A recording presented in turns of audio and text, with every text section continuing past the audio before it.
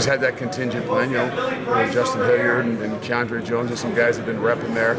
But always said, hey, if something happens, Joe's the first guy to go in. Obviously, he's been his 5th year here. He knows exactly what's going on. And he went in there and did a great job for us. Luke, when I asked on Wednesday about the youth that we talked about on you just kind of laughed it off, the nerve thing.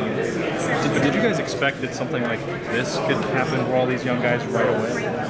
No, and I mean, that's why it's tough. I mean, you get in a situation, that's great for them to get these opportunities. It's great for them to get some reps and some work. It's not the adverse situations that sometimes you're going to need them in the long run, but there's no greater experience than getting out there in a situation, in true live game situations. This is going to go well for them. I know coaches like to see the film before they make any generalizations, but is there somebody that you kind of caught your eye live out there that maybe exceeded your expectations? Well, obviously Malik Hooker made some big plays for us. I think that's one of those first things that pops out at you, to have the range he has, to go pick off 2 balls and the way he did it, that stands out. There's some guys up front that can get frustrated with that ball coming out fast, but they continue to battle and fight. And the reality is, I mean, it's a whole group, and it's hard to say. Chris Worley didn't do a lot, but we're asking him to do a lot of different things out there on the edge and be sound in it. So there's a lot of guys.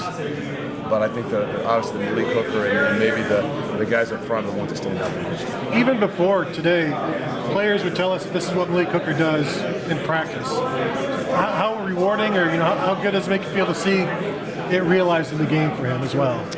It's awesome. I mean, again, it's a journey, and that's what the one thing I want to over and remind him of is this is a journey, and this is a starting point. So he's going to have to continue to grow. But you've seen those things. You have the ability to track a ball. That's a unique art that's lost. None of these guys play baseball anymore, and those balls are hit long, thrown long. It's a different tracking. Not even for basketball. He's a basketball kid, but there's a small quarters in basketball that you have to track a ball, and so he's got a unique knack to be able to track a football. 3 points defensively. What's kind of your message to the team after such a good showing at the beginning of the season? It's a very good start. They've put a lot of hard work into preseason camp, the off season, all those things. So it's rewarding to have a good start, but that's all it is, to start. So we'll enjoy the victory, and then it's right back to work. And we got to keep getting better. We have a lot of things to improve upon, and that's the exciting thing.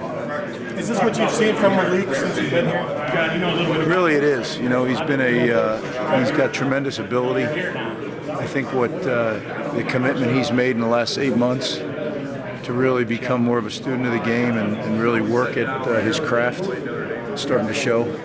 Is it rewarding to see that realized then in a game? It is. He does some special things on our practice film, but you guys don't get to see that. But it is. It's good for him to do it in a game, because that's really what counts. Are you talking about Malik? We were.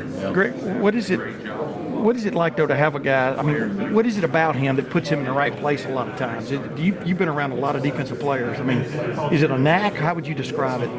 Well, first of all, he's an incredibly gifted guy as far as explosiveness, speed, range, and then he works very hard at it. He works at his craft. So when you couple those two things together, when your best athletes are your hardest workers, you have a chance for results, and he's starting to get them now. Just the defensive secondary as a whole, what did you like? What did you see that you liked? Or, what's your critique in a nutshell? Well, we certainly have plenty of room to improve. I mean, we need to tighten up some things as far as coverage goes, but I think overall that we, for the most part, got on the right guys and got aligned. They did some interesting things, some crafty things. Yeah. So there was some unbalance. There was a lot of tempo. And the thing that you don't know until you get under the fire is how will they handle that. And I thought they did a pretty good job of just keeping their composure and getting lined up and then playing football. That's what I was going to, I mean, I won't put these words in your mouth, but it seemed like a good test for a young secondary to go against a team that's going to throw it 50. I mean, do you agree, or did? Yeah, it is, and it'll be again next week. Yeah, next week, yeah. I think the nature of the game's kind of headed there a little bit, so. But they'll keep working, I know that. Thanks, man. Is it nice that Curtis Samuel was somebody else's problem this week rather than you guys? As a defensive coach, you don't get to watch much of the game. My head's down most of the time. We're talking to our players. So I'm anxious to see, because I've heard it was pretty special.